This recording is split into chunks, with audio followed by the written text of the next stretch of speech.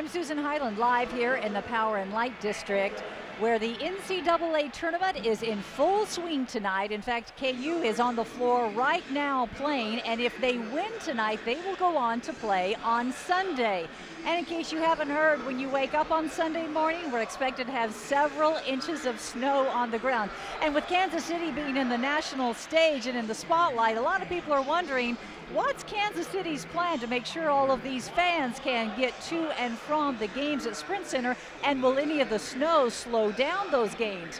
With all the answers is Sean McDowell. You've been looking into this to see what the plan is on Sunday when we have that big snowstorm. Feels good out here, doesn't it? Yes, it's a balmy, what do we have? It's a prelude 34 to degrees, weather. but it feels like 20. It does, exactly. You said a mouthful there when you said that the entire world, the sports world certainly, will have its eyes on Kansas City this weekend. The NCAA Regionals at Sprint Center are actually the 4th college basketball tournament that Kansas City has hosted during this March Madness session. And the games are going to go on no matter the weather, rain, shine, or snow. That means downtown streets and sidewalks will be bustling, and local officials have a plan in place to make sure that teams and fans all reach Sprint Center together. The games must go on, even if it snows. Downtown city streets are alive with fans on foot and in cars. Sean Demery is employed by Kansas City's Department of Public Works. He's keeping an eye on a forecast that promises snowfall this weekend. Demery's department will have 200 vehicles on the major arteries beginning Saturday afternoon, all meant to assure that fans can reach the stands. We will keep our vehicles going on those roads for 24 hours a day until the snow is done.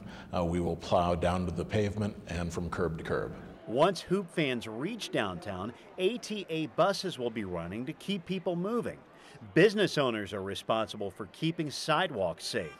Alan Carr with the Convention and Visitors Bureau says plans are also in place to make sure team buses can reach Sprint Center. We've got plans in place to make sure that the teams can get safely to the stadium, to make sure fans can get to the stadium. So we want to make sure we do everything we can to make sure people have a good experience. Demery says the city is working with 17,000 tons of salt for slick roads. And while it's a big weekend for college sports, he says every snow event matters to his office. Well, it is a big occasion, but as far as we're concerned, it's always a big occasion. It's always an opportunity for our city to look good, whether for people who come to visit or the people who live here. So it's important for us to step up as much as possible and as quickly as possible.